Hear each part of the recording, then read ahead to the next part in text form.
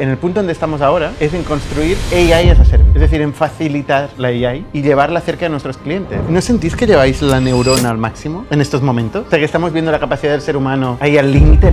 Tú ves que el cuello de botella es producción. Ahora mismo para el LMS seguro. Porque todos sabemos que en el largo plazo hay AGI. La pregunta es, ¿qué va a pasar mañana? Entonces, en este debate de cuál es el perfil que funciona en Factorial, junior, senior, staff, mid, no sé qué ves tú? ¿Qué piensas ahí? La característica principal para una persona que rinde es... Pedimos a la gente que se ubicara en más o menos believers de la IA. La mayor parte de la gente estaba en no believers, pero ahora unos meses más tarde, pues yo creo que ya no quedaría nadie que se ubicaba como no cree en la IA. ¿Tú en qué fase estás? No escribo código directamente. Ni una línea. Ni una línea. Desde hace meses. Desde hace meses. El problema nunca había sido generar código. El problema es saber qué código escribir y precisamente detectar esos patrones, o sea, pensar en sistemas. Ese es el problema. Pero claro, escribir código, ¿qué es escribir código? No lo tecleo, pero el código que se genera yo lo tengo en la cabeza. Me gusta todavía tener el control de cómo la gente está pensando y entonces sé qué código va a generar. Nunca me había pasado a hacer una demo y yo ser el que más flipa y de golpe Juan le pinta un dashboard exactamente como si leyera el cerebro todo lo que está pidiendo. La gente flipa. Y yo primero. Bienvenidos a la tertulia de ITNIC. Esta semana tenemos una tertulia un tanto especial. Estamos en la oficina de Factorial.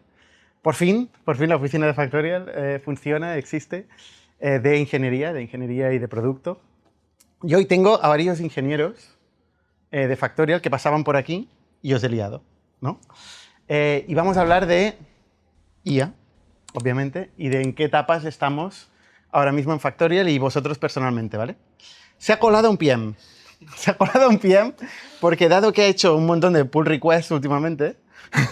Relativo, vale. Te he colado yo como neoingeniero, ¿vale? Y aquí habrá un poco la discusión de cuál es el rol del PM y hasta qué punto hay un solapamiento en el ingeniero se vuelve PM y el PM se vuelve ingeniero, ¿vale? Pero antes de esto vamos a repasar un poco las fases del cambio de mindset que hace 6 meses o hace un año la mayoría de gente... De hecho, hicimos un ejercicio en Factorial donde pedimos que la gente se ubicara en una sala grande en la Costa Brava, que estábamos haciendo un offsite. Pedimos a la gente que se ubicara en más o menos believers de la IA, ¿no? Y la gente pues se ubicó, ¿no? Y yo creo que la mayor parte de la gente estaba en no believers de la IA, ¿no? ¿En serio? Sí, la mayor parte de la gente. Fue hace tiempo. Hace tiempo, Sí. ¿vale? Entonces los frikis, tal, que estábamos ahí como believers sin tener ni puta idea de lo que significaba todavía, ¿vale? Pero ahora, unos meses más tarde, pues yo creo que ya, si hiciéramos el mismo ejercicio, no quedaría nadie. Ojalá. Pero no quedaría nadie en el que se ubicaba como no cree en la IA.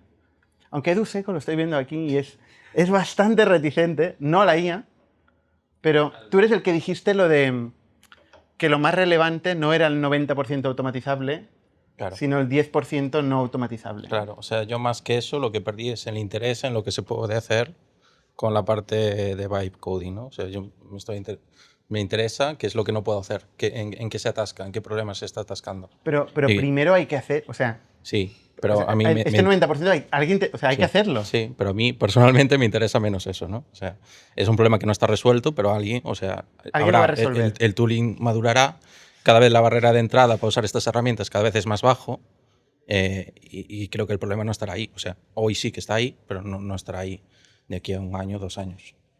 O sea, a ti lo que te preocupa es lo que no es computable. Sí. No, porque al final es computable, pero son problemas, no sé, difíciles de entender, de elegir la solución también, no es solo entender el problema, hay una serie de soluciones que todas son válidas, pero elegir la buena, esto no te lo hace un LLM, ¿no? Te da una o te da opciones, pero ¿cuál es la buena? ¿Cuál es la que te convence a ti? ¿Qué criterio sigues para elegir cuál sí y cuál no, ¿no? ¿Y por qué no Por cierto, interrumpiros, por favor, no me hagáis hacer de moderador todo el rato. Por eso yo quiero, ¿por qué no ves que el LLM ahora, con todos los Opus y GPTs que tenemos, y si tiene contexto bien puesto, no puede elegir bien, mayoría de casos? ¿Dónde se lía? O sea, al final es lo que a mí me convence o no me convence. Uh-huh. Si a mí el output no me convence, yo digo, pues no estás eligiendo bien. Entonces mueves el problema a cómo le doy el contexto para que haga la solución que a mí me parece la correcta. Y eso del tema de ingeniería de contexto y qué contexto hay, la memoria, en base a que yo tomo decisiones, en base a que para mí la solución esta es correcta y la otra es incorrecta. Vale. ¿Cuál es la razón?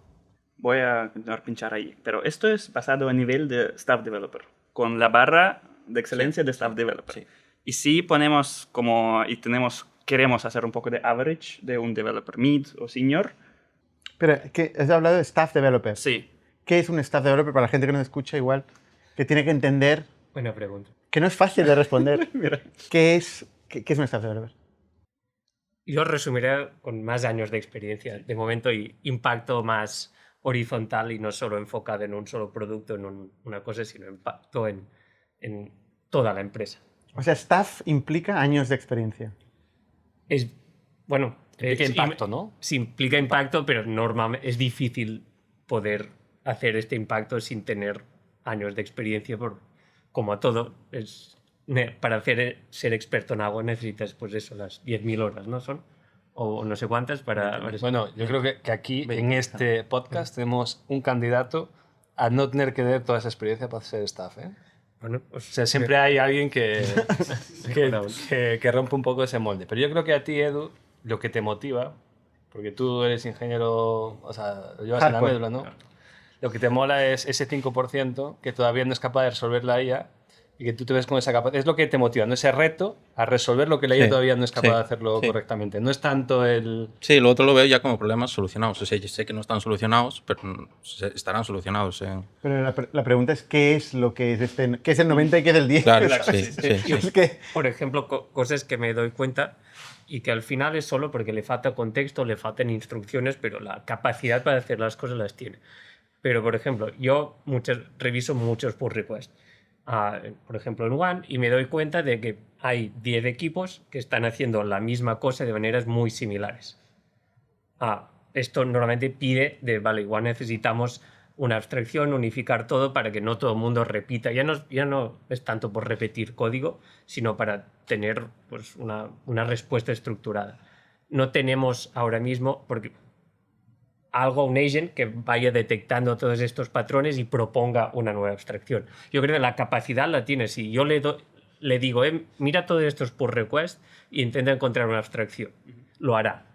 Pero se lo tengo que decir yo. ¿Cómo hacemos para que sea reactivo sin intervención humana? Tú tienes que encontrar el problema. Tú dices esto, ¿no? Exacto.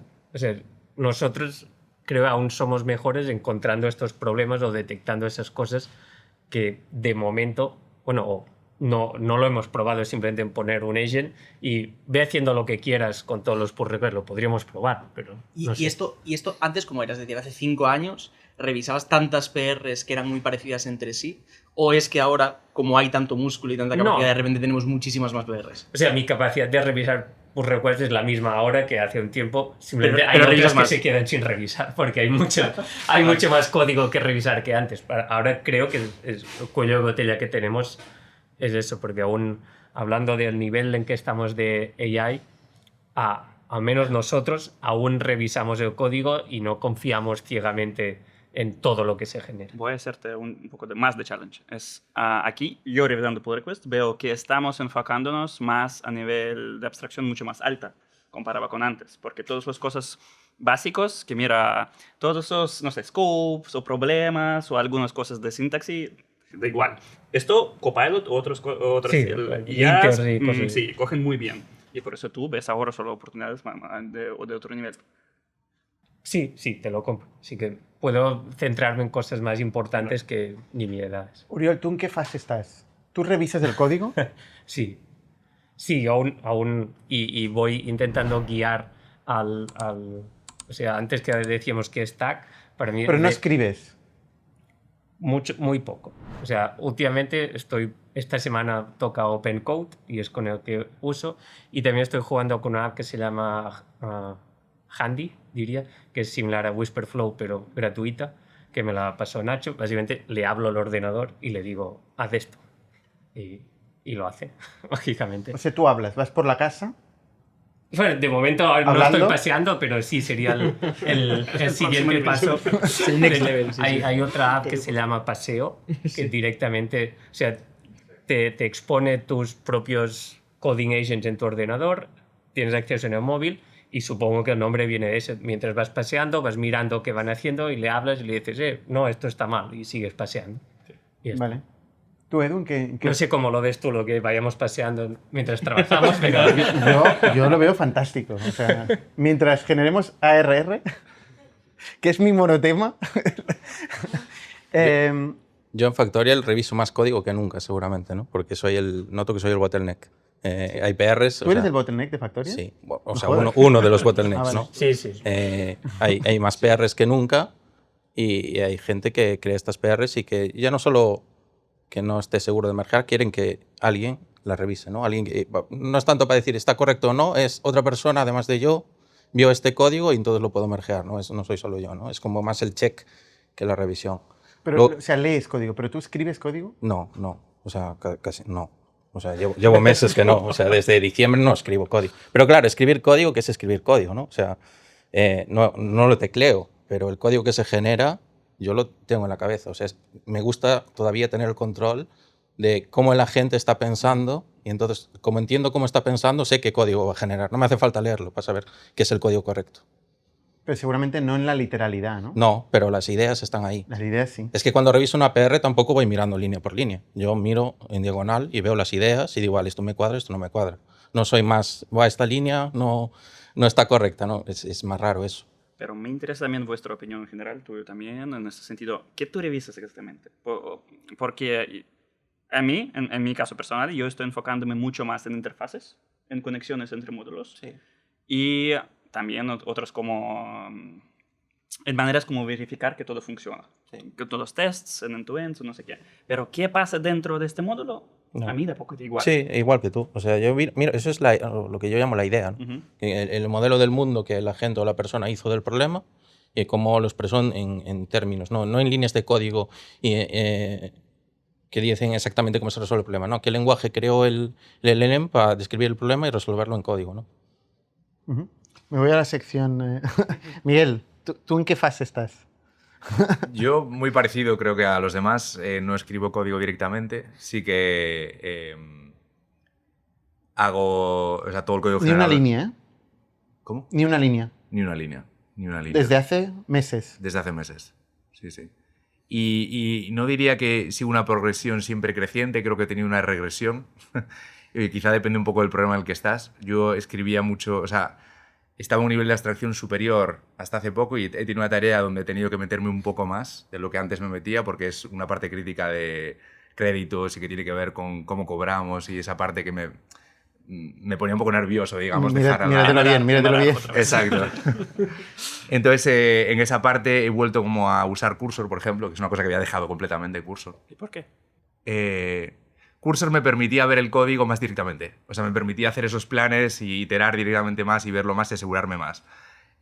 Antes de Cursor, yo había dejado Cursor. No usaba Cursor, usaba Copilot, usaba otras herramientas y luego lo veía en GitHub, eso con los pull requests y tal. Pero ahora he vuelto para hacer esto a Cursor y, bueno, para tener un pelín más de control, básicamente. A ver, de aquí, ¿quién utiliza Cursor?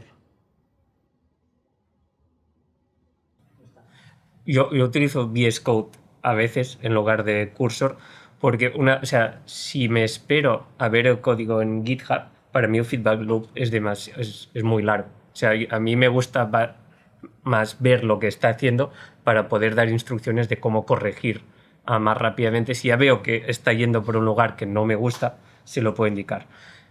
Lo tengo que probar, en teoría lo quería probar esta semana, pero no he probado una cosa que se llama Crit, que en teoría te permite hacer esto de ir viendo en tu browser los cambios que va haciendo, vas poniendo, puedes hacer como un pull request review, pero en live, y se lo vas poniendo ahí y eso le pasa los comentarios al agent y hace steering y en teoría lo va haciendo y así es compatible con OpenCode y todas las cosas y no hace falta algo tipo Cursor.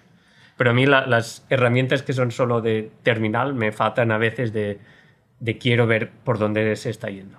Vale, ¿quién utiliza Cloud? Aquí no, ¿eh? Codex. No, yo uso OpenCode este mes con el modelo de GPT-4. Yo también. GPT-4. 5.4. Sí, perdón. Ah, 5.4, vale. No me jodas. Vale. Vale, y a nivel de créditos, ¿cuánto consumís? Yo no, estoy usando el Cloud Max, no soy capaz de gastarlo. Yo ¿No? me quedo en el Max, me quedo al 70-75% compartiendo la suscripción entre personas. Se refiere que paga 200 euros al mes. Sí, eso. Pero en esa no soy capaz de gastarla. Entre varias personas no soy capaz. Con teams of subagents, en múltiples terminales a la vez, no soy capaz. ¿Y tú? Yo lo gasto todo lo que tengo. Yo gasto todo lo de la empresa y personales, lo gasto absolutamente todo, pero no pago los 200 euros al mes de Jacob.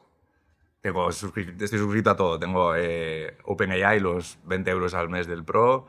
Tengo el de Claude. Tengo Cursor también, el personal. O sea, lo gasto todo. ¿Por qué el personal? Sí, porque es que eso, o sea, gasto todos los tokens que puedo, básicamente. Bueno, pero aquí no podemos tener más tokens. No, tenemos tokens, pero Cursor, por ejemplo, hemos parado de pagar. Sí, ahora usamos Copilot para todo. ¿Pero tokens no podemos tener más? Tenemos no tenemos límite. No tenemos límite. Ah, coño, entonces. No entiendo. Bueno, o sea, sí, no tenemos límite, pero en Copilot como va como negativo, ¿no? O sea, llega un momento que llega a 0. Yo no sabía, la verdad, que no teníamos límite, porque en realidad... cortamos aquí. No, para eso están las tertulias. Sí, me entero ahora.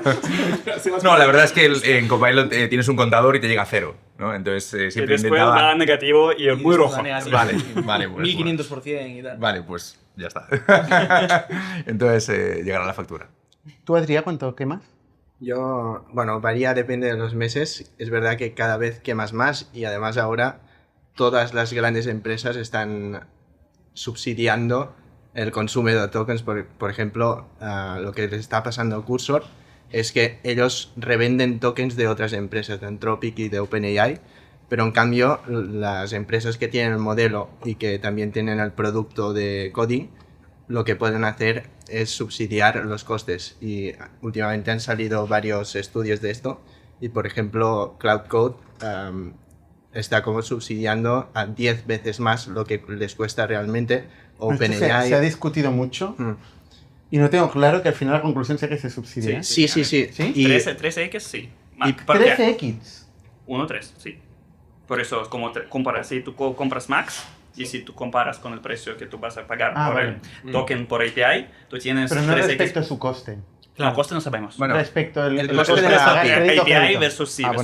Y por eso ahora Cursor ha sacado su nuevo modelo, porque están en una posición muy mala, porque no pueden competir con coste.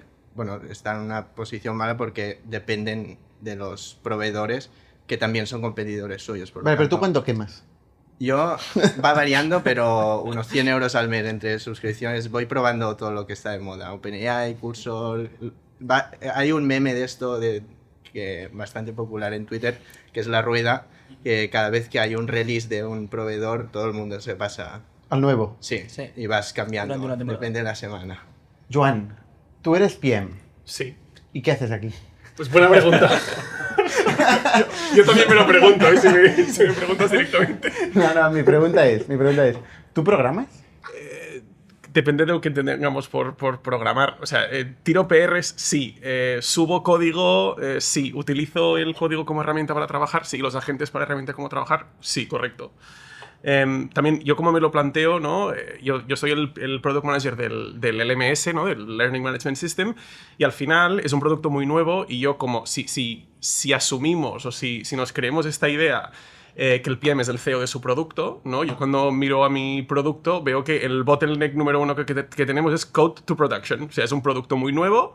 Yo tengo que competir con gente, con LMS modernos, con LMS que legacy, pero que llevan mogollón de features que la tienen. Yo no tengo features.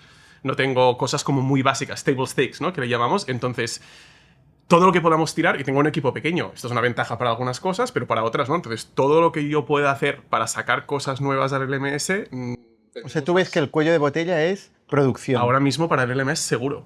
y que tú puedes ayudar. Sí. O sea, las dos cosas. Ves que es esto y que tú puedes ayudar. Claro, o sea, yo tengo ingenieros que necesitan estar en épicas más largas, más complejas, que yo no puedo hacer ni de broma, ¿no? Pero hay cosas pequeñas, yo qué sé, esta semana pues hemos resuelto 3 bugs que los he hecho yo directamente, o cosas pequeñas que se pueden hacer, que así les quito ese trabajo de context rot, pero de la persona, ¿no? En plan de, hostia, no puedo estar haciendo 3 cosas a la vez, si lo puedo hacer yo, y se lo quito de encima, mucho mejor. Clarísimo. Vale, y Jacob, pequeñas entre comillas. En plan, tú en concreto eres un PM techie, ¿sabes? Te tienes PRs de 70, 75 archivos, o sea, no estamos hablando de PRs de 3 archivos, estoy tocando aquí un alt, ¿sabes? Son PRs que introducen. Luego hablamos, eso. O sea, cuando ellos hablan de ahora tengo que revisar muchas PRs, yo soy el problema. Sí, no soy yo un poco, no. Sí. Claro, eso es lo que iba a preguntar. ¿Aquí hay alguien que esté en contra de que el PM saque pull request? Aquí no se va a ofender nadie, ¿eh? Es un debate. Yo menos. O sea, yo lo único que estoy en contra es de que hagamos deploy a producción de código que nos va a traer problemas. Hombre, pero a ver, ¿quién no está en contra de eso? Ya, pero, o sea, el otro día había un artículo, no me acuerdo cómo se llama, que el bottleneck ahora era toda la revisión, y realmente es eso, porque a veces tengo la sensación de que quien produce ahora el código tiene que pensar menos o trabajar menos que la persona que lo está revisando. Porque como aún no tenemos un flujo de revisión tan automático... Ese tema es muy interesante, porque ¿qué es pensar? ¿Pensar en qué?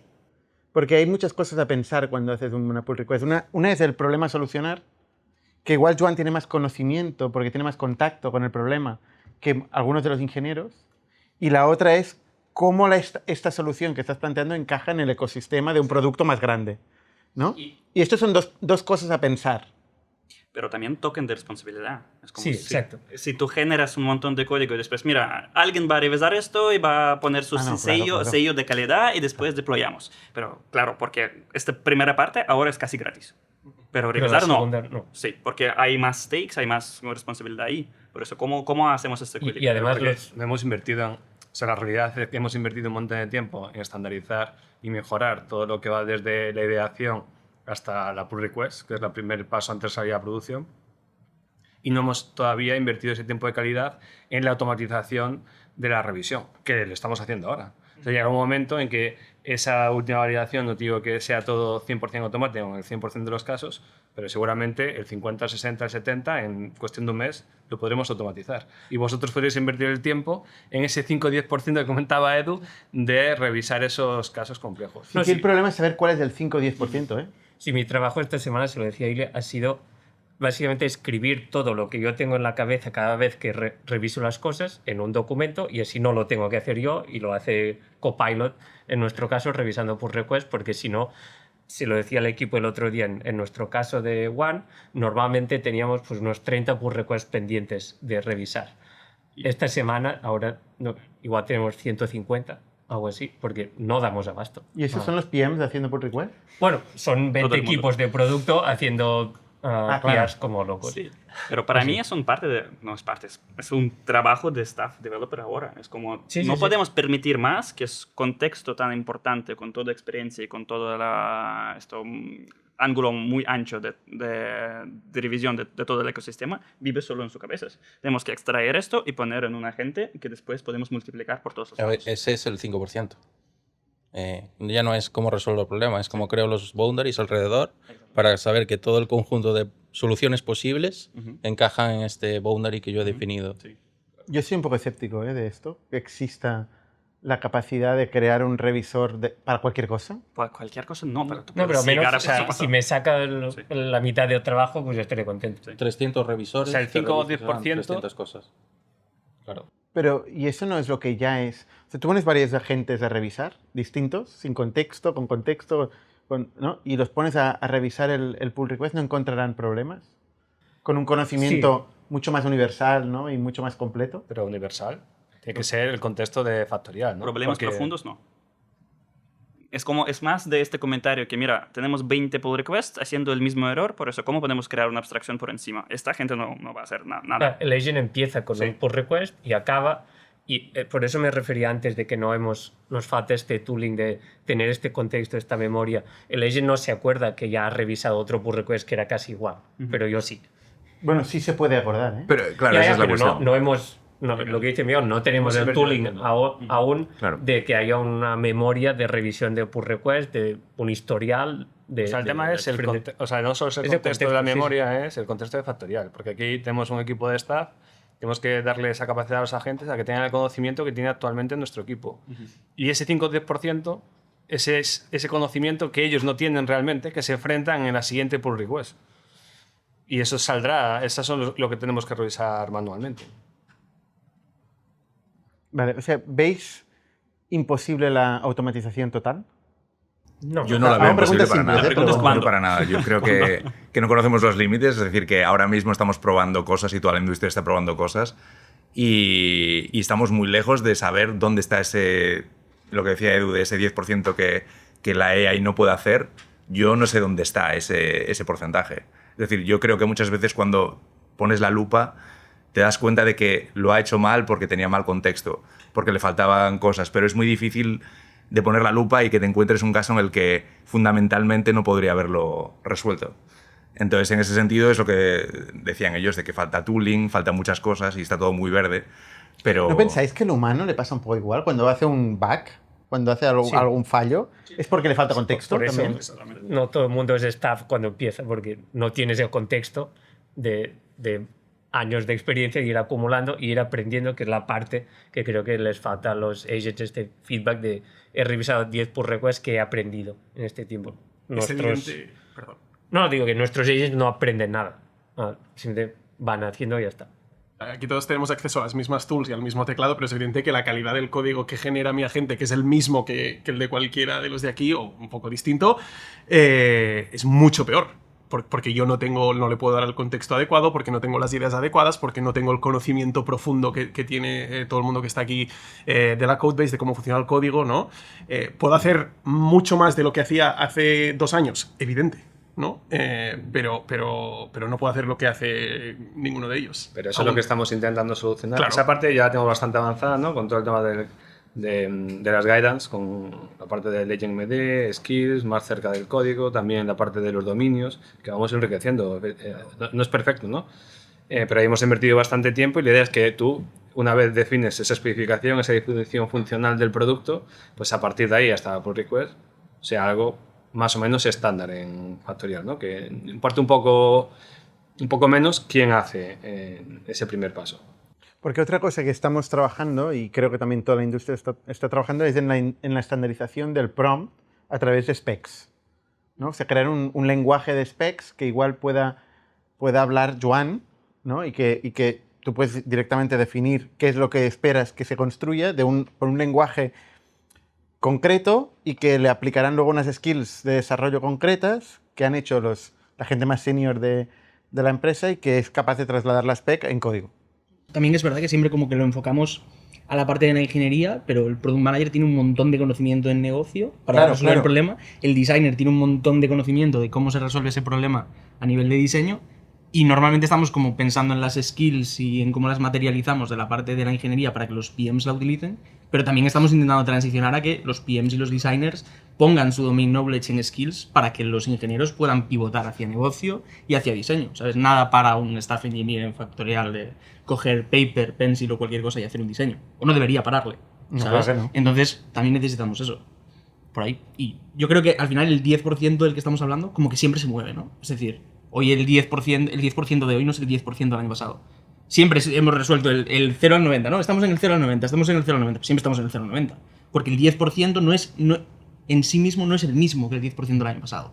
Movemos la capa de complejidad en la que nos abstraemos, entonces resolvemos esa. Y nos quedamos ahí. Entonces nos movemos a la siguiente, vale, ya hemos resuelto este 10%. Y seguimos y encontramos un nuevo 10%, que no tiene nada que ver con el problema que resolvíamos antes. Pero y esa es la historia de la humanidad. Sí, claro. O sea, no creo que sea... Exacto. O sea, se está acelerando Va muy rápido un ahora, cambio muy va muy concreto rápido. ahora, muy heavy, pero siempre nos ha ido pasando esto. Sí. Si dijéramos, hace 2 años, ¿creemos que vamos a resolver el 100% que hay de lo que tenemos hoy como problema? Decíamos no. Pero si valoráramos hoy lo que era el 100% del problema antes, probablemente sea así. Hoy el cuello de botella, aparte de Edu, de Factorial, ¿qué es? O sea, es porque si todo el mundo puede estar haciendo pull request, ¿no? O sea, entiendo que hacer el merge, o sea, la revisión de la pull request y llevarse este código a producción, esto es lo que es el cuello de botella, ¿no? Poder revisar todo este código. Sí, ¿No? totalmente. No es tanto el revisar, es asegurarse de que funciona. O sea, yo... Eso es revisar, ¿no? No, porque tú puedes revisar algo y que luego no No es funcione. un análisis sintáctico y ya está. No, pero al final es un sello de yo, si algo falla, voy a ser yo el que lo va a arreglar. No, no es solo el revisar. Si tú cuando creas una PR, si lo crea un PM, cuando eso falla en producción, va a tener que arreglarlo una persona. Si el PM no tiene las skills para arreglarlo... Tú no lo vas a arreglar, ¿no? Depende.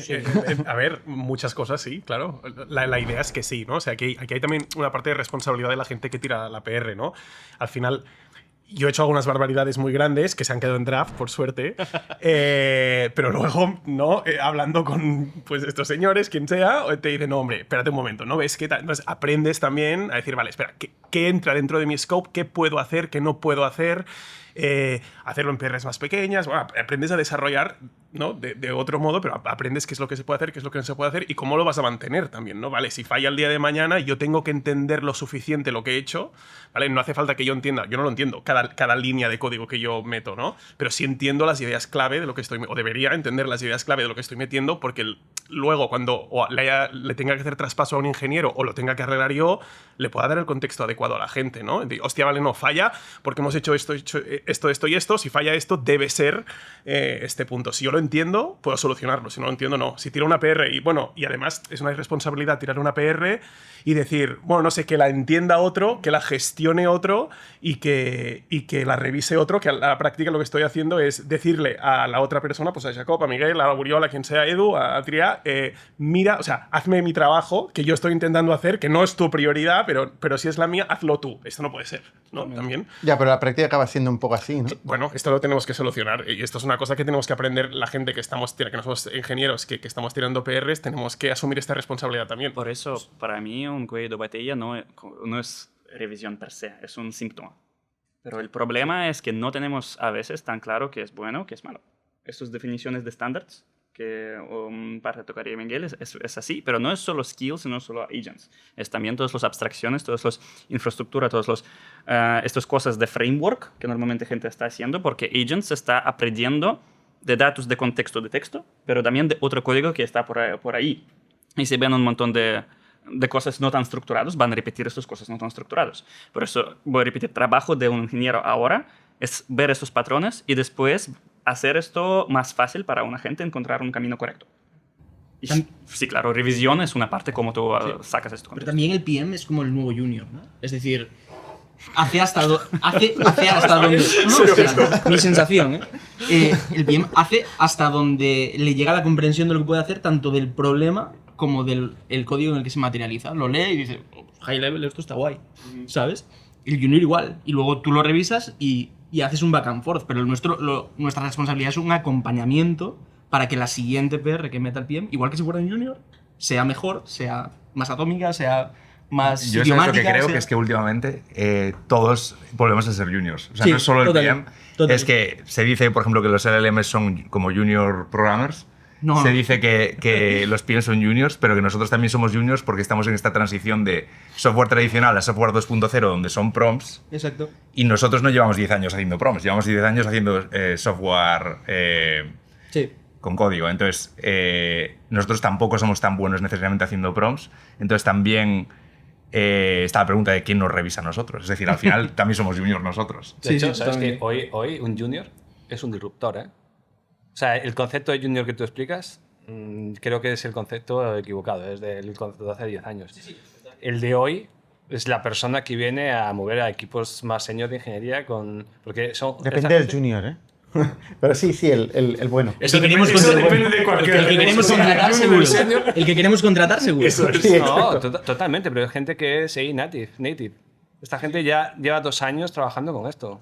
Este para mí es el mayor challenge que le haría a Uriol y a Edu, ¿no? Que vosotros valoráis mucho los años de experiencia y lo entiendo, porque al final hay una serie de conceptos que hay que entender, cómo funciona Internet, cómo funcionan los protocolos HTTP, cómo funcionan las diferentes capas de una aplicación, la base de datos. O sea, son cosas que requiere tiempo. Sin embargo, lo que dice Miguel, ha cambiado tanto el mundo que una persona que nace ya en este mundo y se mueve de forma natural en este mundo, igual no tiene todos los strings attached, ¿no? De esa sensación de control. Es como una persona que era muy senior en Assembler. Dices, está muy bien que seas muy bueno en Assembler, tío, pero es que estamos haciendo Ruby aquí, ¿sabes?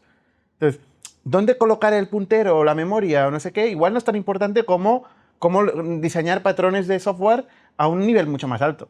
Entonces, la experiencia tan buena y tantos años en alguna cosa, igual no te sirve en otra cosa. Y la persona que nace ya directamente en este nuevo patrón... Pero ahora le pasaré el micrófono. Sí. Este nuevo patrón, pues igual esto no le sirve. Es un challenge que os dejo aquí. Sí, el junior con AI. El junior proactivo, motivado, autodidacta, que lleva programando también de los 14 años como todos los de aquí, pero que no tiene vuestra experiencia. O sea, yo creo que se ha repetido muchas veces, el problema nunca había sido generar código. El problema es saber qué código escribir y precisamente detectar esos patrones, ver abstracciones, ver problemas, o sea, pensar en sistemas. Ese es el problema. El generar código, pues ahora tenemos una manera increíblemente rápida de generar código y no tenemos que escribirlo nosotros. Ya, pero los sistemas cambian, ojo, que los sistemas cambian, ¿eh? La velocidad de iteración. Dices, Sí. el problema no era generar código, pero la capacidad de iteración que tienes ahora, el feedback loop, ¿cuánto ha mejorado? ¿Cuántas veces eres capaz de iterar en una semana? ¿Y cuántas eres capaz de hacerlo hace 3 años? Te lo compro, pero lo que me refiero es, o sea, lo que valora los años de experiencia es no saber que el standard library de Ruby, pues vale, felicidades, irás más rápido antes, pero lo interesante es pensar en sistemas y eso es más... Seguramente ahora se aprende mucho más rápido, o sea, lo que antes igual tardabas 10 años, pues ahora en 2 quizá, o 3 lo puedes aprender. Es la diferencia. Sí, pero lo que te quiero decir es que los sistemas ahora son igual otro tipo de sistemas, son ecosistemas, digamos, ¿no? Más que cada módulo, cada clase que hacen, o sea, te preocupa más cuáles son las lógicas de negocio, cómo se comunican entre era ellas. así antes, o sea, sí.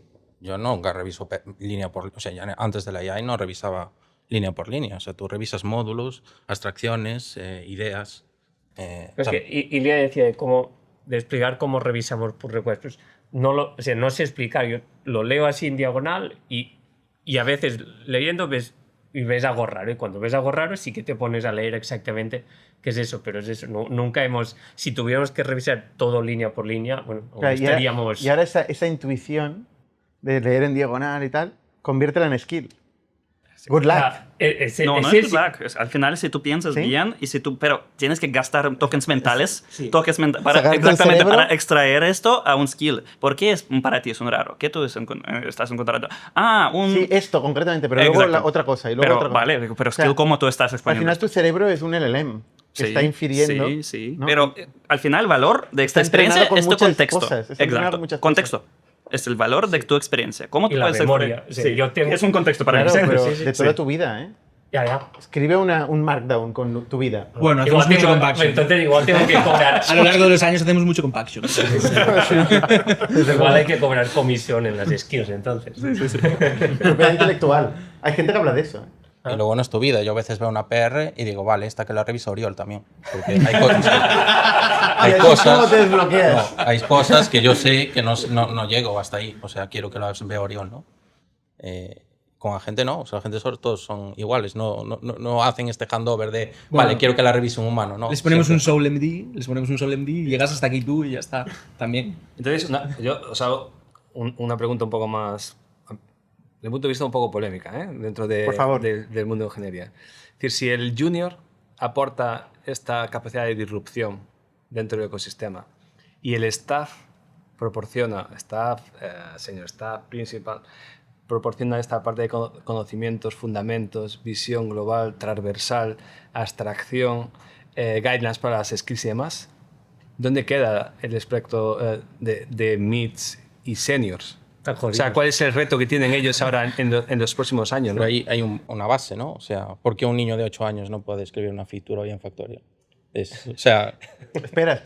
Va a escribir un prompt y va a generar un código que va a tener sentido y seguramente funcione. O sea, ¿qué es lo que aporta un senior, un PM, un designer? No es lo que aporta, es cuál es su lugar en los próximos años. O sea, porque como está evolucionando todo, van a tener que evolucionar muy rápido.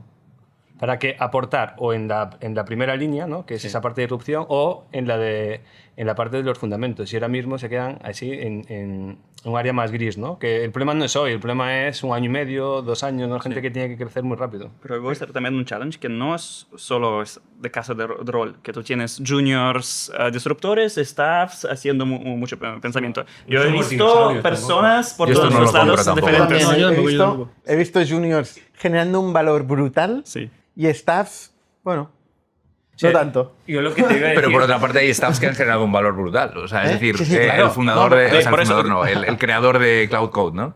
Que no es de staff, es más que staff. Y fue él el que creó, no fue un junior. Distinguished. Sí, Distinguished Engineer. Y no fue un junior el que lo hizo.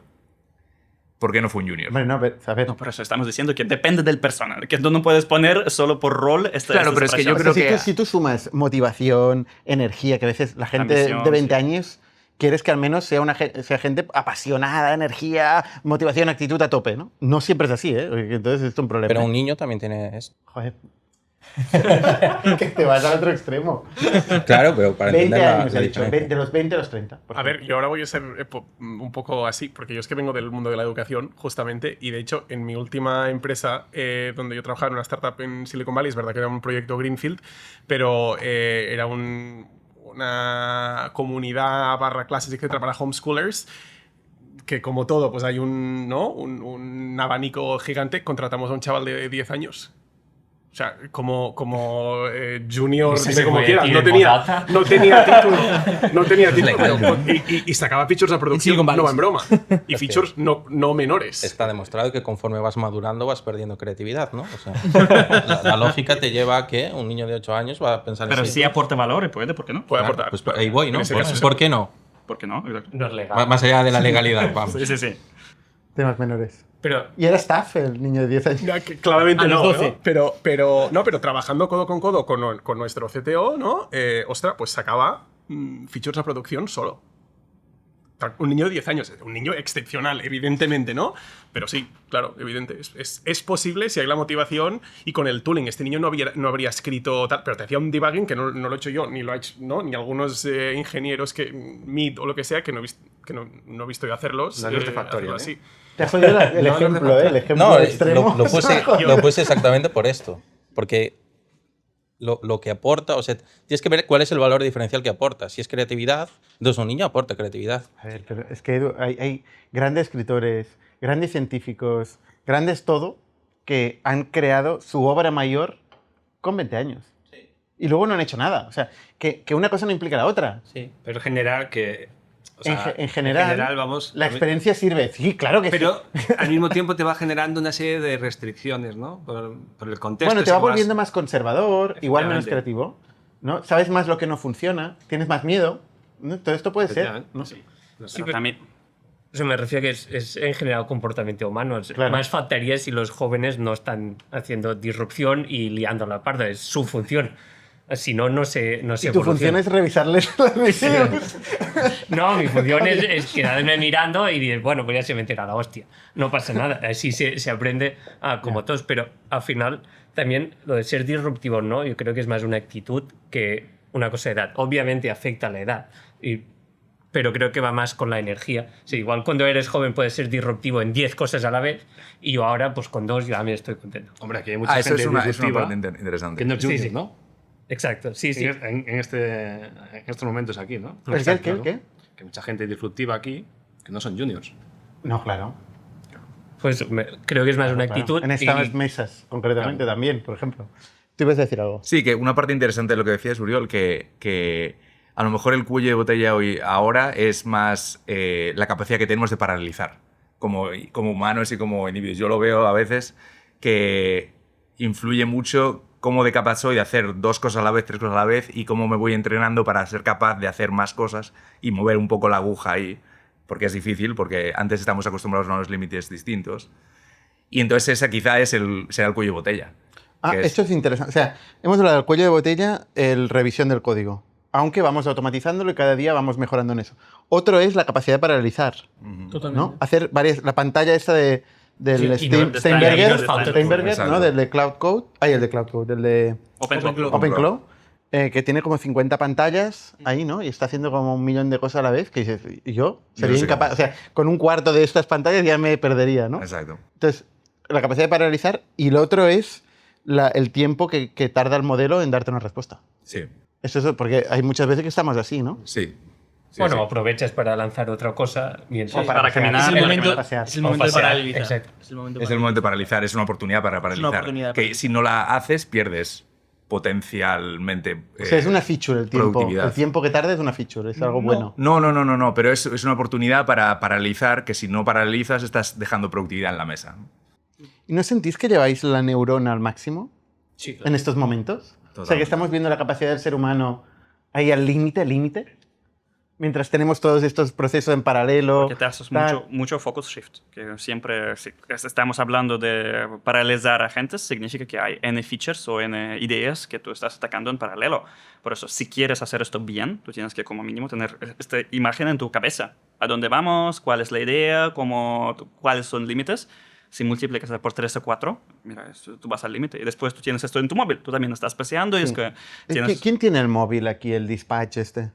¿Sí? Sí, con No, Telegram. dispatch. Pringado. Otra cosa, pero no... Porque, sí. ostras, yo, eso ya con Ilia, normalmente ya lo ves distraído, y cuando hablo con Ilia, pues está como 1000 cosas, está pensando mucho, pues que ahora está con el puto móvil, con varias pantallas en paralelo, y es que no puedo tener una conversación con foco, ¿no? O sea, a todos os pasa un poco lo mismo. Es genial eso. Esto de foco, Eso es genial. o sea, la cosa esta mística de programador, de que estás en el flow y estás ultra concentrado y no te das cuenta que han pasado 3 horas, diría que ha desaparecido. Porque, Sí. bueno, A mí me desaparecen las 6 horas. Lo que pasa es que en lugar de estar... O sea, Sí, pero el no flow estás- es no- paralizar. sí, exacto, pero no estás, No estás a concentrado una en cosa. un problema No. durante mucho rato. Es constantemente ir saltando de Y también problemas. piensas sobre otro nivel de abstracción. Sí, sí. Por eso es como, a veces a mí, yo saqué ideas cuando estoy paseando. Es como, por eso Sí, es como sí. en el background tú estás pensando de cosas y tu agente está verificando tu idea. Sí. Normalmente las mejores ideas no son cuando estás en el ordenador, es cuando estás paseando o haciendo otras cosas. Porque ¿cuántos de aquí sois jugadores o exjugadores del StarCraft o de Factorio? Claro, no es el mismo flow. O sea, para mí es el mismo flow exacto que cuando estabas controlando 20 cosas a la vez o en Factorio, que estás totalmente. pensando todo el rato en, vale, ¿cómo automatizo eso? ¿Cuándo se me acaba de construir lo otro? Por lo tanto, voy a la siguiente base, cambio de planeta, cambio de... O sea, para mí, cuando tengo 5 tabs o 10 tabs abiertas de Py o de Codex o lo que sea, para mí es mi cabeza está en el mismo Bueno, sitio. de hecho existe esa vista, ¿no? De poder jugar como al StarCraft y estás controlando agentes. Hostia, sí. No lo he probado No, todavía, esto- pero Yo no lo he probado, pero me parece que sí que existe. es la leche. No, Sí, sí, esto, o sea, para mí, yo que no he tenido este feeling de programar deep no sé cuántas horas, sí que lo he tenido en el StarCraft, con Factorio o lo que sea. Bueno, Gastown no es un poco eso. Es lo contrario, justo. es lo contrario. Es una sola tarea y tener muchos agentes que son autónomos, que no necesitan prompt continua, ¿no? Que ya funcionan durante horas solucionando este problema. Tú le dices, incrementa el MRR de Factorial a 50 millones, le metes como prompt y lo tienes ahí continuamente No mistakes. haciendo experimentos y haciendo features. Es la idea, ¿no? Es una factory, es una... O sea, ya has llevado al absurdo. Me hace gracia porque vosotros os descojonáis mucho de mi visión de la RR, que yo lo entiendo. Pero Es claro, nuestra aquí, función, ¿verdad? aquí no, pero es que aquí el tema de cuando pensáis en pensar el problema, lo que muchas veces no le dais tanta importancia a vosotros es de dónde viene esta tarea, el por qué estamos haciendo todo lo que estamos, o sea, todo este motion de trabajo, este dominio, este producto, ¿no? O sea, ¿por qué lo estamos haciendo? Y al final alguien tiene que hacer esto, ¿no? Que es lo que hace Joan, ¿eh? O sea, Joan va a ver gente, va a ver a clientes, se genera una hipótesis, hace un proceso parecido en otro dominio de problemática, ¿no? Y que al final tiene que acabar en solucionar un problema. ¿Y cómo lo medimos? ¿Cuál es el heurístico? En ARR. Pero lo importante realmente no es el ARR, lo importante es que estamos solucionando problemas a peña y que no estamos en nuestra cueva ahí pues creyendo en nuestras tecnologías y estar todo el día jugando sin que sirva para algo. El concepto de servir es tan importante como el concepto de que no rompa la abstracción o que no duplique no sé qué o que no sé, ¿sabes? O sea, y a veces no le damos tanta importancia a esto. No, pero aquí estamos de acuerdo todos contigo, ¿no? Bueno, no lo sé, ¿eh? No lo sé. Mucha coña me metéis con el tema de la RR. Bueno, pero es fácil, pero al final yo creo que Ya lo sé. todos los ingenieros lo que te gusta es resolver problemas. Claro. Claro, pero ¿qué tipo de problema? ¿Qué tipo de problema? O sea, porque ¿el problema cuál es? ¿El problema es construir algo? ¿Pero ya alguien ha decidido que hay que construir algo? ¿O el problema es previo a construir algo? Para mí la mejor manera... O sea, yo siempre lo que quiero es no trabajar. Con lo cual, no trabajar me refiero a cómo poder solucionar este problema con el mínimo esfuerzo. Y ya está. Vale, pero eso es otro tipo de problema. Exacto. ¿Dónde para mí el problema es dónde le duele al cliente. Sí. Es dónde le duele al cliente. Y en Factorial cogemos y contratamos a un montón de product engineers y por eso pivotar... Yo vengo de abogado de los PMs hoy, ¿eh? Por eso pivotar y que los PMs programen es la hostia. Porque están todo el día con el cliente. Yo espero que resolvamos el bottleneck de revisar para, a partir del mes que viene, que tengamos a todos los ingenieros juntándose con clientes. Y diseñando también, ¿sabes? En plan... Pero la gran frustración... Una cosa no cambia la otra. O sea, por ejemplo, en Expense, es que a Bernat o Elio o a Miguel les pasa. El problema es, hay que controlar cuántas cosas se gastan y que la gente no se pase. La solución mala es decir, pues que lo aprueben. Porque ya he solucionado. Ahora ellos van en el inbox, tienen chorrocientas mil cosas ahí pendientes de aprobar y no le has solucionado el problema. Claro. Pero es que no es una solución mala, es una solución. ¿Cuál es el problema? A eso me refiero con no trabajar. O sea, yo que quiero y hacer... Pero es más complicado que eso, Oriol. O sea, es más complicado. Pues dices que lo aprueben, vale. Igual está de acuerdo el CFO de la empresa, porque dice, fricción, van a gastar menos, ¿sabes? O igual es diferente si hablas con el manager o con el CEO o con el... ¿sabes? Al final es un sistema también, la empresa. Y tú tienes que mirártelo desde arriba y pensar, a ver, ¿cómo generamos valor en todo este sistema? Que más o menos deje contentos a todo el mundo y que al final sea un net positive, ¿no? Y eso es lo que hace Joan. O sea, y al final tiene que ser un net positive porque si no es un net positive nadie va a pagar por ello, ¿no? Pero a lo que me refiero es que un ingeniero que no tiene esta vista, para mí no es un buen ingeniero. Claro. Pero no está expuesto, el ingeniero, a este tipo de problema. O sea, el ingeniero parte de que alguien ha dicho hay que construir esto. Y entonces dice, vale, hay que construir esto, vamos a ver cómo se construye. Si es así, estamos eso es un problema grave. Si partimos de aquí, estamos mal, estamos fatal. Los equipos de producto deberíamos funcionar mucho más juntos. O sea, al final, mira, hoy hemos hecho un meeting, justo mi equipo, exactamente de esto, que he dicho, oye, basta ya de, a mí me dicen, yo implemento. No, o sea, el producto es nuestro. Y aquí contribuimos todos. No puede ser que mi cerebro o el del engineering manager o el de la designer valga más que el de todos. Y eso es el mundo ideal. Es el mundo ideal y es la realidad de muchos equipos de Factorial. Pero también hay equipos que no. Y en cualquier caso siempre pasa que el ingeniero está menos expuesto. De una forma obvia y natural va a estar menos expuesto al problema. Entonces va a pasar un momento que el PM o quien sea que está cerca del mercado y se da cuenta que, ostras, esto ya no es una solución. Y va a volver y va a decir, ¿sabes qué? Esto no. Y el ingeniero, algún ingeniero... No digo los de esta mesa, ¿vale? Pero algún ingeniero va a decir, joder, me han vuelto a cambiar lo que tengo que hacer otra vez. Me han vuelto a cambiar el mundo otra vez, ¿no? Y esta frustración de ir encontrando el problema, construir lo mínimo para validar, ¿sabes? Este proceso iterativo, pues es la magia. Va a pasar otra cosa, que PM va ahora a tener claro que, mira, si esto genera tanto frustración, porque yo no puedo generar lo mismo con Code o con otra herramienta. Claro, está fantástico. Sí, y en algún momento la pregunta es, ¿y por qué necesito este ingeniero? Si no me aporta nada excepto tocar código. Súper positivo. 100%. Pero el tema es que también la oportunidad, yo creo que también es que tú como ingeniero que tiene un pie siendo PM, también tienes muchas oportunidades porque tú cuando vas a hablar con un cliente ves lo que es inmediatamente más fácil de hacer y muchas veces es la diferencia entre ser capaz de ir a mercado en una semana o 2 semanas versus un año. El PM no lo sabe. El PM no lo sabe y es muy difícil valorar todos esos detalles. Entonces, muchas veces como programador o como persona que también tiene una parte técnica, tenemos una oportunidad enorme yendo al mercado para escoger un roadmap que al final es un camino súper óptimo que nos lleva muy rápido al mercado, muy rápido a RR y que triunfa mucho más que una persona que llega y dice, ya, pero yo tengo que preguntarle a alguien cuánto se tarda en hacer esto. Total. Y cada vez que te quieres... Ese ciclo es muy largo. Cada vez que te quieres mover algo y ideas algo, tienes que preguntarle a alguien y tienes que asegurarte que esa persona entiende exactamente lo que le estás diciendo. Ese ciclo es larguísimo y es muy ineficiente. Entonces, en cambio, si tú como programador eres capaz de ir al mercado y hacer esas preguntas y te das cuenta y tienes la intuición para preguntar ciertas cosas, para saber que esto es muy fácil de hacer, le voy a preguntar y si esto resulta que es algo que es muy interesante, se van a juntar dos cosas, va a ser una conjunción de factores que me va a dar una oportunidad en el mercado.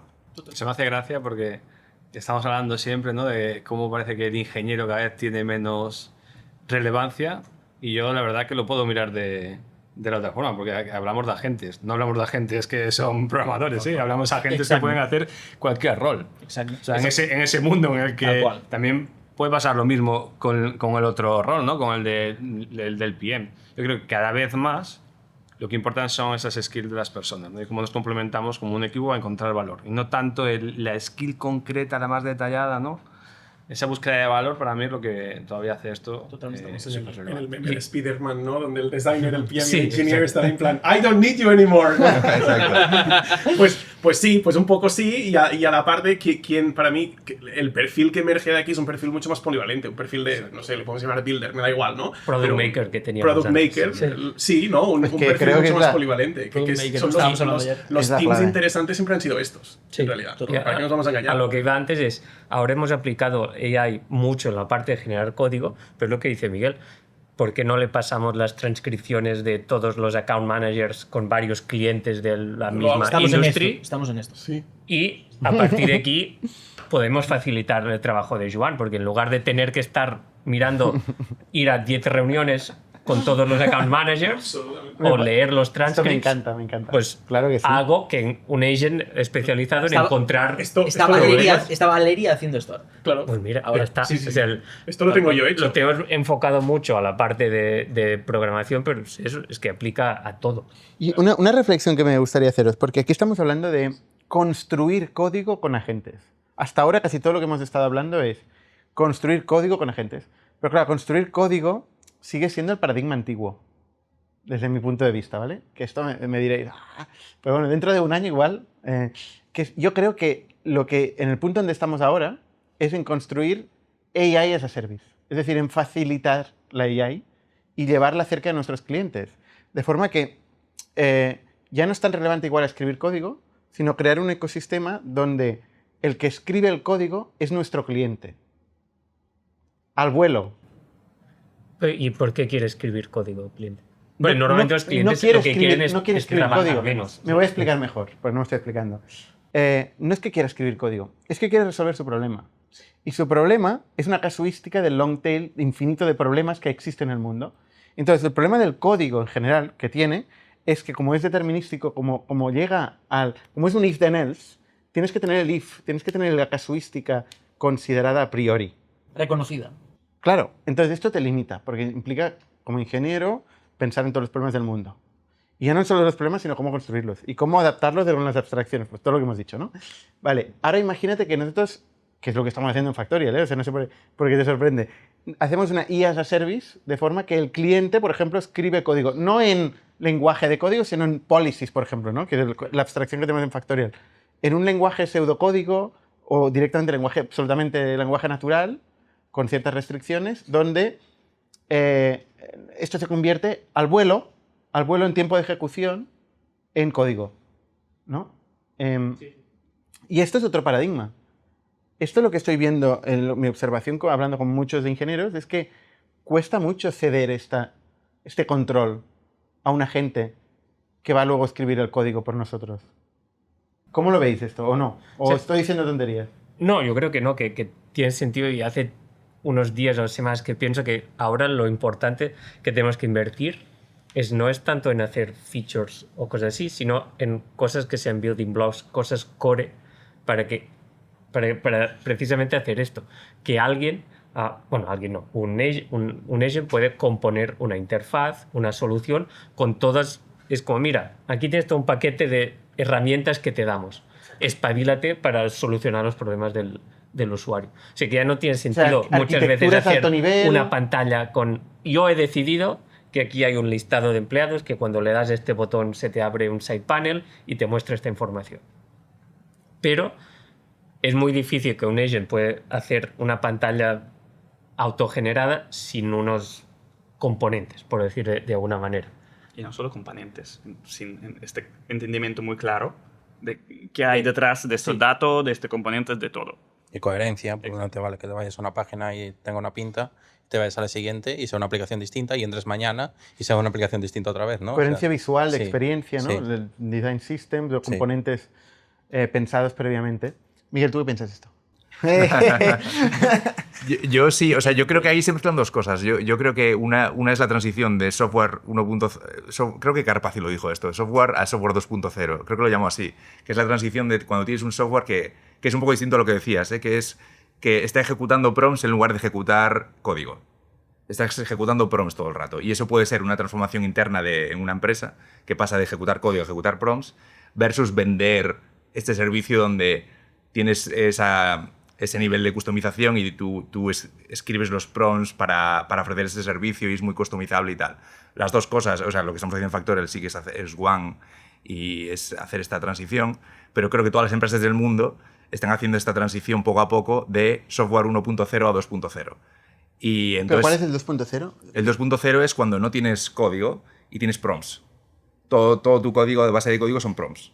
Y entonces tú das un servicio a empresas, specs, skills, no sé cómo llamarlo, pero contexto. Y es el lenguaje ¿Y esto natural. lo hace una empresa para ellos mismos? Esto lo harán las empresas para ellos mismos, será Google, será todas las empresas del mundo. En vez de tener código escrito, estará prompts, skills, contexto y ficheros. Pero ¿software para otros o para ellos mismos? O sea, tú estás diciendo que las empresas van a solucionar sus propios problemas haciendo prompts. Yo lo que digo es que todo el software del mundo cada vez va a ser más prompts y menos código. Vale, bueno, sí. Y eso va a pasar en todos los niveles. Va para internamente, externamente. Yo estoy de acuerdo. Y ahí es donde el challenge del junior, ¿eh? O sea, el challenge del junior no es tanto en va a aprender a programar o con agentes de código. Van a hacer en un paradigma donde ya no hay código, digamos. O sea, hay prompts y hay muchas capas que para nosotros han sido muy importantes y que hoy se dan por sentadas, ¿sabes? Y alguien que nace ya en este mundo se mueve más rápido en este mundo. O sea, no lo sé. Sí, para mí el challenge del junior es cómo de expuesto está el problema desde el principio. Porque el problema ya pasa a ser el foco principal, ¿sabes? Nosotros estamos un poco obsesionados con el agent to agent. Sí. Por eso también estamos con lo de los prompts y tal, y estamos enamorados de Talas, ¿sabes? ¿Qué es Talas? Estamos esperando. Talas es una empresa que ha metido un LLM dentro de un chip, ¿no? Entonces tenemos 17.000 tokens por segundo de output contra los 60, 80 que tenemos ahora. 17.000. 30 y pico de... 30 y pico. Front. Qué barbaridad. Entonces, cuando tengamos 50.000 tokens por segundo, ¿qué hacemos? ¿Sabes? Que el ordenador es ese chip con un LLM que te genera 50.000 tokens on the go por segundo. Es que es una locura. Y es multimodal y te genera te lo hace todo, ¿sabes? Sí. Adrián, ¿tú qué piensas? ¿De? Del debate de los juniors, por ejemplo. O del software hecho con prompts y no con código. A ver, para muy empezar, abstracto es todo. mucho más caro. O sea, tener software con prompts es mucho más caro. Yo creo que el valor de la AI es que te permite expandir el mercado del software, porque hasta ahora el software era algo muy determinista, que se hacía para cubrir muchas casuísticas a la vez, y ahora el AI lo que te permite es hacer cosas que no son tan deterministas. Al final vas de CRUD, que es como el primer software que se hizo, bases de datos, formularios, a workers en el mundo real que atacan al mercado, al TAM de los salarios y de las horas humanas, y no al TAM de software para administrar esta economía. Yo te hago challenge de que sea más caro, ¿eh? Porque, o sea, depende de cuándo se ejecuta el prompt. Si el prompt se ejecuta, cada ejecución, cada instancia es carísimo. Si el prompt se ejecutan cada vez que se cambia la configuración, entonces no es tan caro, ¿no? Depende cuándo esté pensado ejecutar los prompts, ¿no? Ya, pero sí, al final todo el software son solo prompts. Cada vez que lo usas, lo ejecutas y es muchos órdenes de magnitud más caro. No, porque puedes configurarlo con prompts. Yo creo pero que luego se claro, genera claro. un workflow. Sí, sí. Eventualmente se genera... O sea, Claude lo que hace... Claude escribe código para responder. Sí, sí. Yo creo que la magia está en tener un software determinista, que es código que se ejecuta, y encima poner la capa del LLM que transforma este software, la adapta y también te permite hacer más casuísticas más complejas que no son deterministas, que tienen ya lógica que podría sustituir el trabajo diario de un humano. Pero yo creo que eso ya lo estamos haciendo a día de hoy, pero no lo vemos como una realidad. Yo se os pregunto a cada uno de vosotros. ¿Que hay dos aproximaciones? Que el LLM te lo haga constantemente o que tú hayas generado un código que después reutilices, ¿no? Pero yo os cuento mi caso y seguro que vosotros tenéis los mismos. ¿Cuántos de vosotros estáis utilizando cualquiera de los proveedores de servicios que hace un año ibais a la web a ver los dashboards que te generaban, ¿no? Versus utilizar ese mismo servicio como una fuente de datos y construirte tú automáticamente usando el LLM tu dashboard personalizado, con la visualización que tú quieres, sin las restricciones de ese producto, ¿no? O sea, algo típico que uso todos los días es el Atlassian y los tickets. O sea, yo ya no voy cero a Atlassian a revisar nada. He construido mi propia web con mi propia visualización, con mis propias reglas. Solo utilizo Atlassian como fuente de datos. ¿Y tú crees que eso lo va a hacer cualquiera en el futuro? ¿O crees que lo haces tú porque ya podías hacerlo antes? Yo creo que a día de hoy es más accesible a mí porque todavía requiere unos fundamentos, ¿no? Pero creo que en la oficina no lo está haciendo muchísima gente que no son ingenieros. En la oficina, pero Ahora, en una peluquería, por ejemplo. Hombre, pues en la peluquería, por ejemplo, el otro día me crucé... Ejemplo más concreto. Un ejemplo muy bueno, ¿eh? Sketches No, de... la peluquería, el otro día me crucé con un chico allí en la calle que es camionero, un vecino, y le habían hecho una prueba médica. Y entonces me estaba explicando cómo él, con ChatGPT, que es lo que usan, pues usan Anthropic, cómo él se había hecho su propio diagnóstico, había hecho challenge, y al final había sacado un informe que era más accurate que el que le había dado el especialista, ¿no? O no, no lo sabe. Bueno, sí, porque lo confrontó con el especialista, ¿no? Entonces, o sea, cuando fue el especialista fue con su informe previo, ¿no? Le habían Y el especialista le dijo, ¿dónde has sacado esto? Efectivamente, yo le digo, de ChatGPT, ahora me está jodiendo el negocio a mí también, ¿no? ¿A cuánto estamos de que ellos realmente le puedes decir ya con voz, como habéis dicho, cuál es la visualización que tú quieres y te lo construye al vuelo? Pero también no significa solo código, porque que vemos ahora, más un poco noticias de esta semana, que casi todo proveedor ahora tiene un computer use. O si es Perplexity, o si es Anthropic, si es no sé qué. Por eso no hace falta a veces escribir código. Tú dices que, mira, vas a Jira y encuentras todo lo que hay. Y ya está. Va a clicar, va a hacer esto y no hace falta. Sí, pero luego también hay empresas que Internet lleva 30 años inventado y siguen guardando todo en papel, siguen guardando todo en tickets, y estamos en 2026, ¿no? Entonces estamos diciendo, en 2 años, todas estas empresas que siguen guardando todo en papel van a pasar a usar agentes, a confiar en un agente, a usar tooling online, o va a ser una transición más larga, ¿no? ¿Serán competitivas en 2 años? Sí, versus el que las use. El timing es lo más jodido de saber, pero es lo más importante. Porque todos sabemos que en el largo plazo hay AGI. La pregunta es, ¿qué va a pasar mañana? Sí. ¿Y cómo somos nosotros los primeros? Dice que la próxima versión de GPT whatever va a cambiar. Es AGI. Eso Casi, dice Saman. casi. No, casi. No, Dice otra. versiones de Hay Saman. otra palabra. Que dice ahora que va a cambiar de manera sustantiva la economía del mundo. No dice AGI, pero dice que es tan grande. Es lo que tiene estar en permanente fundraising, tío. Hay que estar diciendo muchas cosas. Oye, Edu, déjame el micro un momento, que voy a preguntar a Ferran. Podemos girar aquí la cámara, no sé por qué he escondido aquí Ferran. Ferran, una pregunta. Tú llevas en Factorial, eres el empleado más antiguo de Factorial. Actualmente, ¿vale? Es el empleado más pionero de Factorial. Tú has visto centenares de desarrolladores pasar por Factorial. Entonces, en este debate de cuál es el perfil que funciona en Factorial, junior, senior, staff, mid, no sé qué. ¿Qué ves tú? ¿Qué piensas ahí? Te he visto antes de hacer caras, por eso digo, te voy a pasar el micro. Para mí la característica principal para una persona que rinde es la motivación. Ves juniors motivados, ves staffs motivados y son los que hacen el clic siempre. Son los que marcan la diferencia en el desarrollo. También para mí es la gente que se preocupa del producto. Es decir, ves gente que shipea mucho código constantemente, pero lo que decíamos antes, ¿no? De mergeo y me voy, ¿no? No es mergeo y me voy, es mergeo, me preocupo de cómo ha ido el deploy, los resultados, hay errores de Sentry. Es decir, esa preocupación, ¿no? Y no solo en los deploys, sino en la salud del producto, cómo evoluciona la arquitectura y en todos estos factores, ¿no? Que determinan cómo tu producto puede escalar durante años, ¿no? ¿Crees que la arquitectura de Factorial... Tú llevas DX, que es Developer Experience. ¿Qué es Developer Experience? ¿Puedes explicarlo para la gente? No, por favor, que la gente no lo entenderá. Y de paso me sirve a mí. Hacemos de todo menos DX, pero bueno. Ahora eso ya experience, ¿no? Exacto.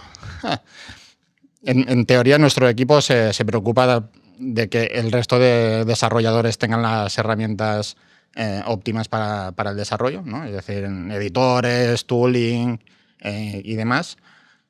Pero aparte hacemos muchísimas más cosas, como por ejemplo mantenimiento del CI, todo el clúster de Kubernetes que tenemos que rinda y podamos testear, revisar los pull requests cada día y mantenerlo a flote, porque a veces, por ejemplo, estas últimas semanas hemos recibido mucha tralla, ¿no? Y mantener los tiempos en unos valores razonables es challenging, ¿no?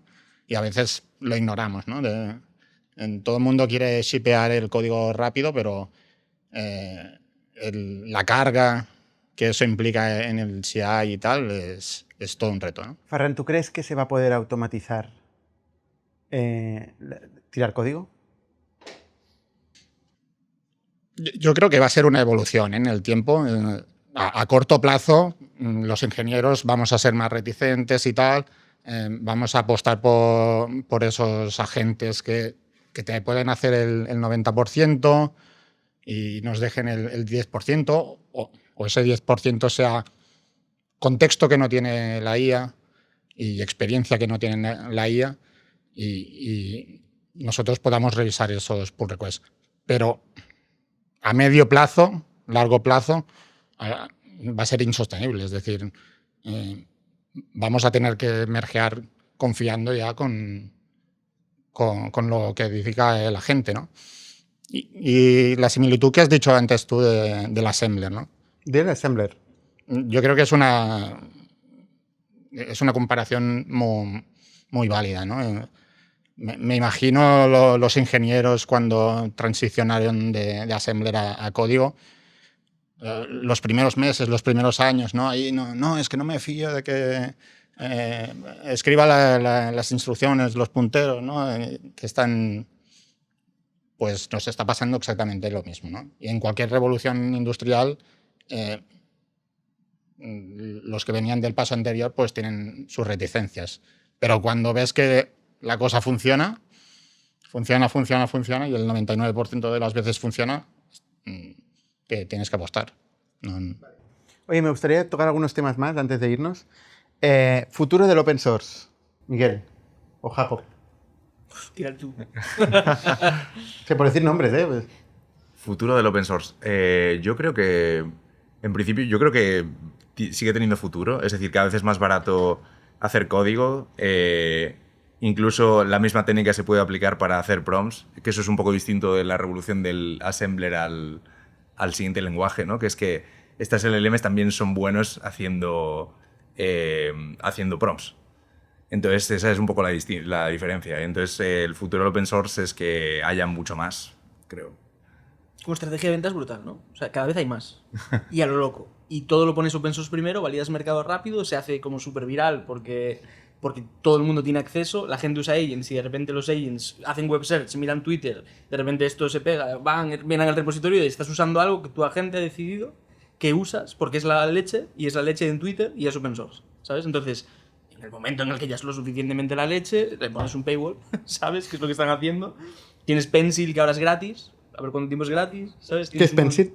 Pencil es para diseñar con agentes, saca cursores y empieza a tirar componentes en pantalla con varios cursores, ¿sabes? Y te hace Figma open source. el diseño de la API es open source. Figma open source. Figma open source, sí. Pero al ser tan fácil escribir código, ¿no tiene más sentido trabajar en los agentes, en las capabilities de los agentes y que los agentes creen las librerías, las soluciones que necesites, en lugar de ir a una librería cada vez más grande de soluciones open source que buena suerte encontrando lo que tú buscas. Sí, y esto es un poco lo que tenemos con los Mission Control, ¿no? Todo el mundo está construyendo su Mission Control y por ahora son todos open source. ¿Sabes? Un sistema... Pero cuando hay tanto, ¿es útil? ¿El que es útil? Librerías que hace gente. Cuando No. puedes hacer una a un coste muy bajo. O sea, es útil en el sentido de que tú no has tenido que pensar en eso porque estabas pensando en tantas otras cosas, porque estabas en paralelo, que de repente dices, bueno, ¿cuánto me cuesta probar que ese flow es mejor que el que yo tengo? Pues nada, ¿no? Cojo, me abro una terminal en paralelo, le digo a mi agente, puléate esto y prueba, bro, ¿sabes? Ya. Tengo este problema, a ver si lo resuelves. Y tienes ese problema y un día lo resuelvo y dices tú, change, y me muevo, ¿no? A otra cosa. Entonces, sí, es útil, pero la competencia es una locura. Porque todo el mundo está construyendo lo mismo todos los días. Ya, ¿sabes? pero cuando hay Entonces- tanta competencia desaparecen los mercados hasta cierto punto, ¿no? Cuando Sí, se sí, atomiza sí. tanto, Exacto. tú dirías es que no con la cabeza. A ver, yo creo que el AI cambia muchas cosas, pero el open source tampoco lo cambia tanto. El open source tiene en mucho sentido el mismo que ha tenido siempre, y el sentido que tiene el open source son las economías de escala y los network effects. Porque al hacer tecnología abierta, el resto de la tecnología se construye ahí encima.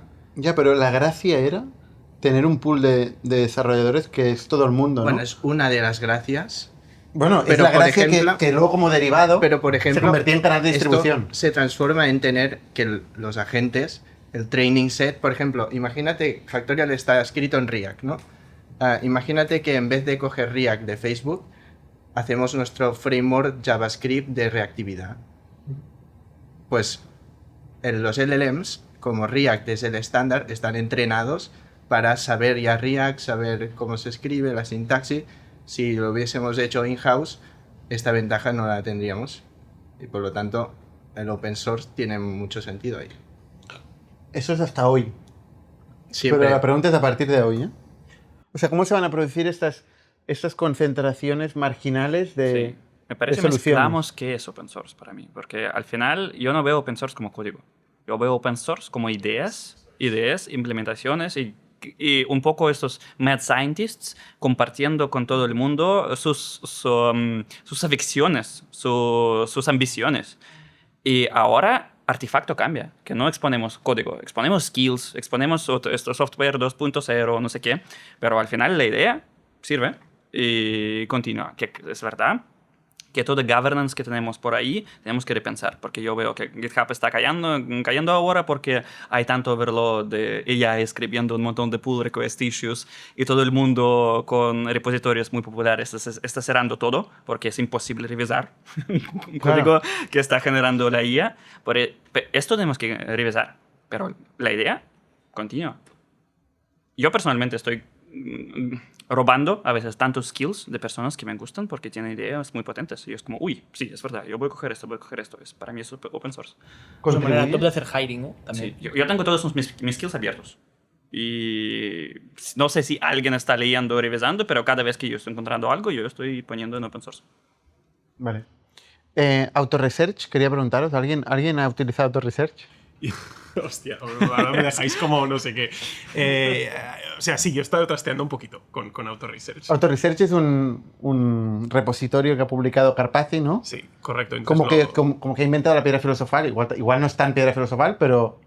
el concepto es muy bueno, ¿no? O sea, yo corro un programa un LLM en mi repositorio o en lo que quiera, realmente, pero generalmente en un repositorio, le doy varios experimentos que puede hacer y lo dejo corriendo ahí durante X ciclos, ¿no? Y entonces al final, si yo le doy unos benchmarks claros, va a correr estos experimentos en secuencia y entonces me va a sacar el output, ¿no? Entonces la idea es, oye, lo dejas corriendo 2 o 3 días, ¿no? O no sé cuántos ciclos de experimentos, o una noche te levantas por la mañana y te encuentras que te ha tirado, no sé, 6 commits en una branch que te dice, oye, he aumentado la performance de este proceso de Factorial en un 16%. Pero es una tarea como mejora la performance de este proceso. No le Lo puedes que tú le digas. No le puedes decir lo que he dicho antes, No, Uriol. tú puedes Los decir 50 de millones de manera- euros. Tráeme 50 millones de euros de RR. A ver, sí, en teoría sí, ¿no? No sé si lo vamos a ver hacer súper bien. ¿Cuántos días tardará? No sé para qué está optimizado, pero sí, o sea, a mí el concepto me parece Bueno, muy no está interesante. optimizado para nada. Simplemente va experimentando todo lo que hay en el mundo, ¿no? Pero feedback loop es muy Sí. largo. El feedback loop es lo que tú quieres que sea. Lo puedes configurar, ¿no? ¿O no? No, pero ¿cómo tú, MRR, cómo tú vas a medir MRR con el feedback loop? Ya. Necesitas esperar un poco. Sí. Igual consigue, pero igual tarda más que nosotros. Sí. Eso es. Chao, Miguel. Vale. Sí, entonces, no, nada, o sea, lo que hemos estado, bueno, lo que yo he estado intentando pensar es, vale, ahora, o sea, yo lo puedo correr en mi ordenador, ¿cómo lo corremos en común en Factorial y lo ponemos en común, ¿no? Para que el compute, digamos, o sea, para que todos los ordenadores, ¿no? Imagínate, yo qué sé, los 300 personas y pico de producto que estamos en Factorial, menos los 3 que estén haciendo sus experimentos, podamos correr varios experimentos en paralelo durante toda la noche. Por la mañana, pues no tengamos los 5 que he corrido yo, sino tengamos, pues, 1500 experimentos que nos mejoran la performance en cada domain y varias pull requests para revisar. No, pero a ver, o sea, al final, si los benchmarks están claros y esto es capaz de hacerlo, es brutal, ¿no? O sea, tenemos los ordenadores trabajando para nosotros por la noche en común. Además, intentando resolver los mismos problemas de performance o de lo que sea. Hay 1000 cosas que podríamos hacer desde, yo qué sé, por ejemplo, ver si un curso del LMS tiene la estructura adecuada o ver o sea, hay 1000 cosas que podríamos hacer aquí con el auto-research que son interesantes. Vale. Oye, Edu, pero te devuelvo el micro. He visto que has publicado en LinkedIn un orquestador. ¿Por qué has hecho un orquestador? ¿Qué hace? Bueno, básicamente corre agentes y lo que quería es entender cómo funcionan los agentes. O sea, este 5%, cuando yo le doy una tarea y sale mal, yo quiero que salga bien y quiero tener control sobre las decisiones que va tomando el agente, ¿no? O sea, decía Oriol antes, yo no reviso el código en GitHub porque el feedback loop es demasiado largo, porque tengo que revisar el código. Yo quiero no tener que revisar el código. Si yo, mientras va tomando decisiones, veo las decisiones que los agentes van tomando, no necesito que termine de generar el código para saber que va a generar algo bien o va a generar algo mal. Entonces, la idea de este orquestador es que me vaya diciendo todo el tiempo su proceso mental y yo poder ir guiándolo en esto. Pero bueno, pues es un experimento sobre todo para aprender dónde están los límites, ¿no? La idea inicial era, con un agente muy tonto, quiero poder llegar a hacer lo que hace un agente más listo. Y aprendí que no es posible, porque hay un baseline, ¿no? Un mínimo que necesitas. Un agente muy tonto no hace tool calls con un ratio suficiente como para que cuando los corres durante un loop muy largo va componiendo el error y acaba en cosas que no te puedes fiar, ¿no? Entonces, el mínimo ahora mismo es estos modelos nuevos, ¿no? El 4.6 y el 5.4, que puedes correr durante mucho tiempo y se van como autocorrigiendo cuando cometen errores en vez de irse estropeando cada vez más rápido, ¿no? Vale. Oye, última pregunta para Miguel. Tú tienes micro, ¿no? Vale.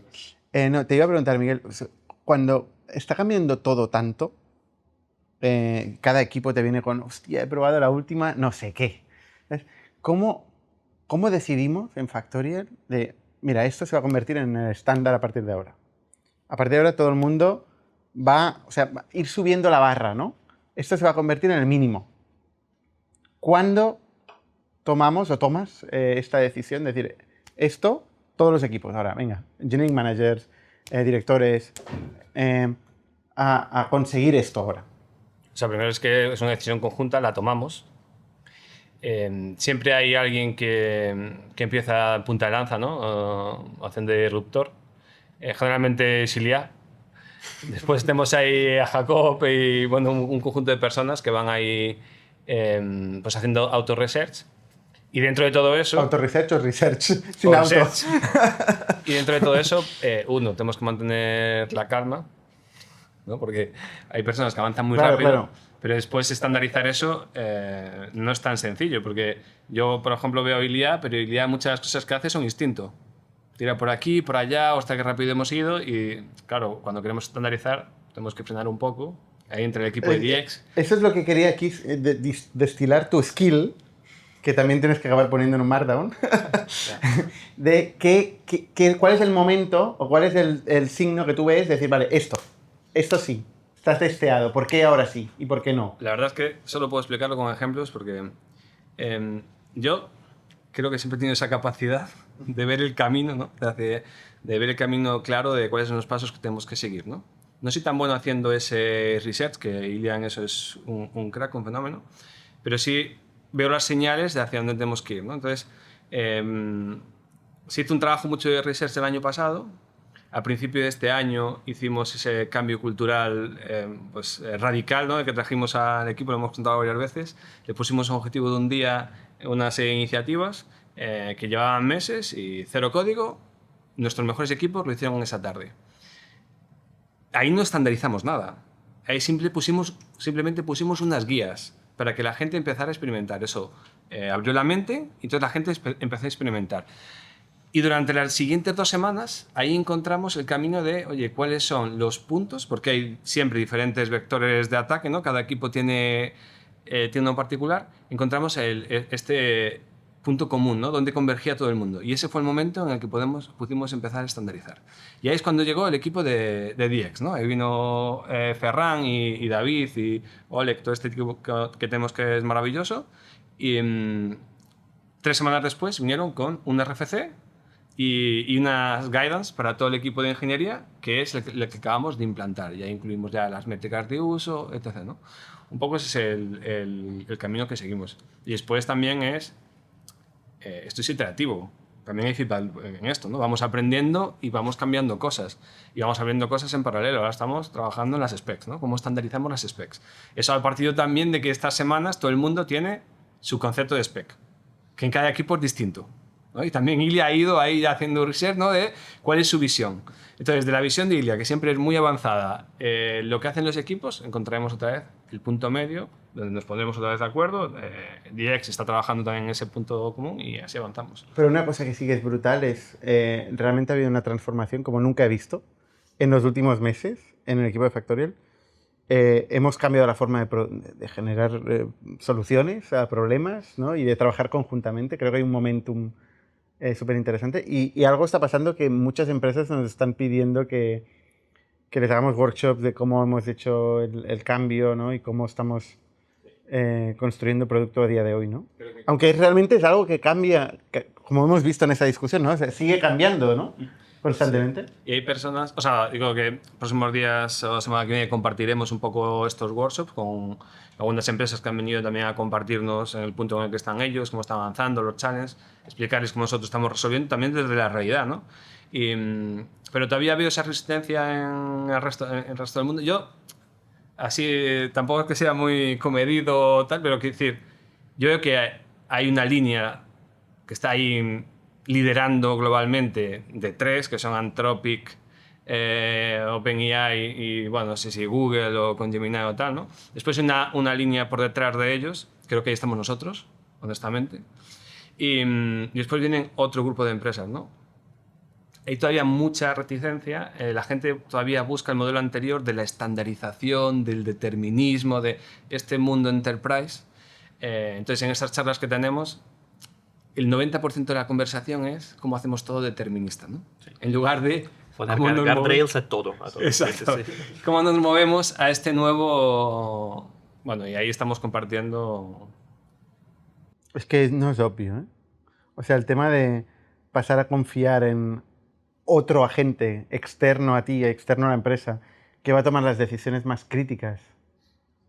Con Human in the Loop, sin Human in the Loop es igual, pero decisiones críticas por nosotros, pues como ingenieros, es un poco antiintuitivo.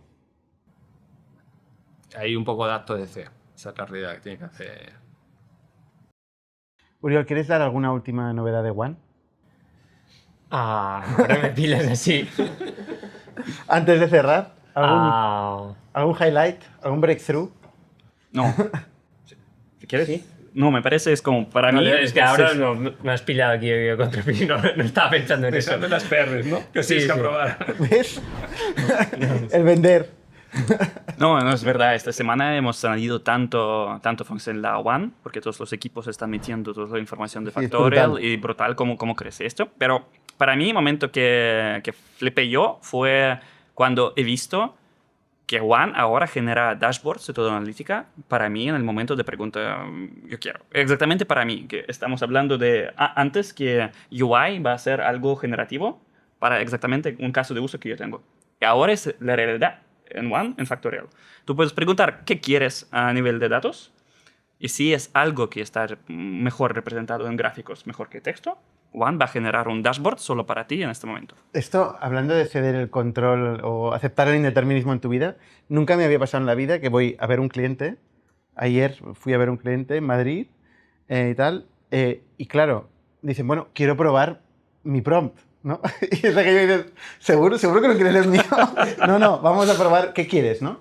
Y cuando tú ves que te pide lo más remoto que se te ocurra y de golpe One le pinta un dashboard exactamente como si leyera el cerebro con todo lo que está pidiendo, con el gráfico, con la evolución, con, no sé, con las métricas principales, la gente flipa. Y yo primero. Yo soy el primero que digo, ¿en serio? Nunca me había pasado a hacer una demo y yo ser el que más flipa mientras voy haciendo la demo.